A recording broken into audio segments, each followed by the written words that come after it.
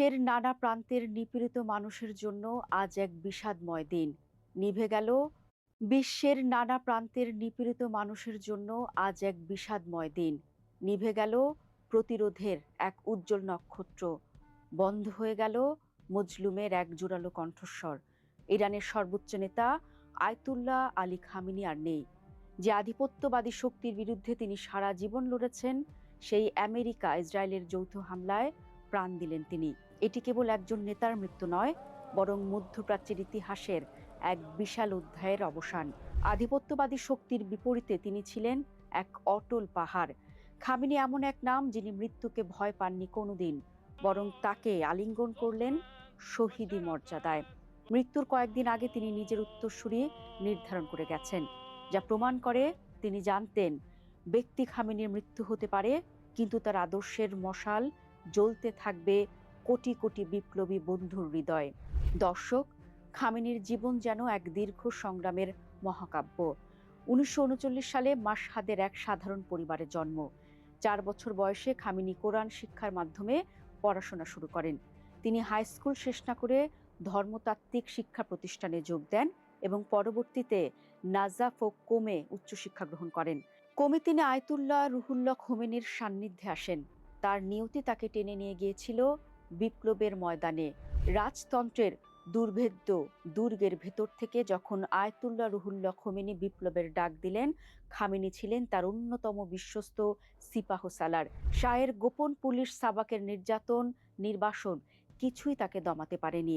রাজতন্ত্রের পতনের পর খামেনি নতুন ইরান গঠনে গুরুত্বপূর্ণ ভূমিকা পালন করেন। 1980 সালে তিনি প্রতিরক্ষা মন্ত্রী এবং পরবর্তীতে আইআরজিসির তত্ত্বাবধায়ক হিসেবে কাজ করেন। 1981 সালে তিনি এক আততায়ী হামলায় ডান হাতের কার্যক্ষমতা হারান এবং একই বছর ইরানের প্রথম আলেম প্রেসিডেন্ট নির্বাচিত হন। 1989 সালে ইসলামী বিপ্লবের ক্যারিশম্যাটিক নেতা আয়াতুল্লাহ রুহুল্লাহ খোমেনির মৃত্যুর পর খামেনি ইসলামী প্রজাতন্ত্রের হাল ধরেন।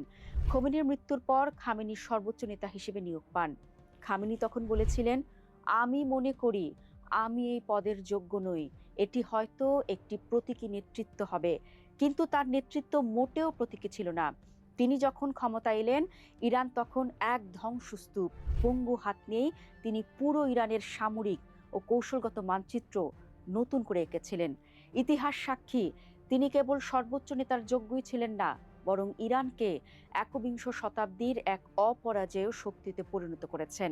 খামেনির সবচেয়ে বড় কৃতিত্ব হলো অক্ষশক্তি বা এক্সিস অফ রেজিস্ট্যান্স করে তোলা।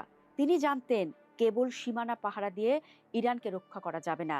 তাই তিনি লেবানন, ফিলিস্তিন, ইয়েমেনের প্রতিরোধ গোষ্ঠী আর সিরিয়ার আসাদ সরকারের সাথে এক অদৃশ্য কিন্তু মজবুত সুতোর ঐক্য গড়ে তুলেছিলেন। জেনারেল কাশেম সোলাইমানি ছিলেন তার এই স্বপ্নের রূপকার। খামেনির নির্দেশে ইরান ড্রোন আর মিসাইল প্রযুক্তিতে বিশ্বের মোড়লদের কাতারে গিয়ে দাঁড়ায়। যখন মধ্যপ্রাচ্যের ধনী দেশগুলো ওয়াশিংটনের ডেরায় ধর্ণা দিত, তখন খামেনি তেহরানে বসে পশ্চিমাদের চোখে চোখ রেখে কথা বলতেন। খামেনির শাসনকাল ছিল যেন এক সমুদ্রের উপর দিয়ে জাহাজ চালানো। 2009 সালের বিক্ষোভ বা 2022 সালের নারী অধিকার আন্দোলন, প্রতিটি সময় তিনি কঠিন হাতে পরিস্থিতি সামলেছেন। তার কাছে ব্যক্তিগত স্বাধীনতার চেয়ে রাষ্ট্রের সার্বভৌমত্ব ও বিপ্লবের সুরক্ষা ছিল বড়। তবে সবচেয়ে কঠিন সময়টি আসে 2024-এর পর থেকে। সিরিয়ায় আসাদ সরকারের পতন এবং প্রতিরোধ গোষ্ঠীর শীর্ষ নেতাদের মৃত্যুতে ইরান যেন কিছুটা একলা হয়ে পড়ে। ইসরায়েলি প্রধানমন্ত্রী নেতানিয়াহু এবং আমেরিকান প্রেসিডেন্ট ডোনাল্ড ট্রাম্পের জন্য খামেনি ছিলেন এক বড় কাঁটা। 2025 সালের জুনে যখন ইসরায়েল সরাসরি ইরানের পরমাণু কেন্দ্রে হামলা চালায়, তখন থেকেই যুদ্ধের ডামাডোল বাজতে শুরু করে। 2 সপ্তাহের সেই বিধ্বংসী যুদ্ধ ইরানকে কিছুটা পিছিয়ে দিলেও খামেনি ছিলেন পাহাড়ের মতো অটল। ট্রাম্পের আত্মসমর্পণের শর্তের বিপরীতে খামেনির হুঙ্কার ছিল, ইরানি জাতি আত্মসমর্পণ করতে জানে না। 2026 সালের শুরুটা ইরানের জন্য চ্যালেঞ্জের। একদিকে মুদ্রাস্ফীতি আর অর্থনৈতিক সংকট, অন্যদিকে পশ্চিমা মদতপুষ্ট অভ্যন্তরীণ বিক্ষোভ। এরই মাঝে ডোনাল্ড ট্রাম্প যখন শাসন পরিবর্তনের ঘোষণা দিয়ে মেজর কমব্যাট অপারেশন শুরু করলেন, তখন গোটা বিশ্ব রুদ্ধশ্বাসে তাকিয়েছিল। 28 ফেব্রুয়ারি সেই অভিশপ্ত শনিবার যৌথ বিমান হামলায় খামেনির কম্পাউন্ড যখন ধুলোয় মিশে গেল, তখন আমেরিকা হয়তো ভেবেছিল তারা ইরানকে স্তব্ধ করে দিয়েছে। ট্রাম্প ইরানিদের উদ্দেশ্যে বলেছিলেন, এখন তোমাদের স্বাধীনতার সময়। কিন্তু ট্রাম্প যা বুঝতে পারেননি তা হলো, খামেনি কেবল একজন মানুষ ছিলেন না, তিনি ছিলেন একটি আদর্শ। তাসনিম নিউজ যখন তার শাহাদাতের খবর প্রচার করলো, তখন শোকের চেয়েও বড় হয়ে উঠল প্রতিরোধের নতুন শপথ।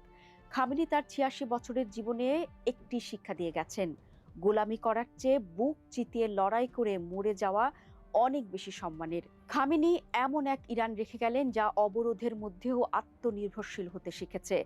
তার প্রতিরোধ অর্থনীতি হয়তো সাধারণ মানুষের ক্ষুধা পুরোপুরি মেটাতে পারেনি, কিন্তু ইরানকে কারো মুখাপেক্ষী হতে দেয়নি। সমালোচকরা বলবেন তিনি একরোখা ছিলেন, তিনি আধুনিক বিশ্বের সাথে তাল মিলাতে পারেননি। কিন্তু তার ভক্তরা বলবে, তিনি না থাকলে ইরান আজ ইরাক বা লিবিয়ার মতো ছিন্ন ভিন্ন হয়ে যেত। তিনি শিখিয়ে গেছেন কিভাবে মিসাইল দিয়ে শত্রুকে দূরে রাখতে হয়, কিভাবে নিজের দেশের সম্পদকে জাতীয়করণ করতে হয়।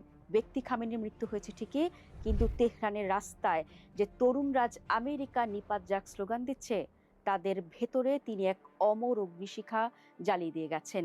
আয়তুল্লাহ আলী খামেনির বিদায় মধ্যপ্রাচ্যের ভূ রাজনীতিতে এক বিশাল শূন্যতা তৈরি করলো।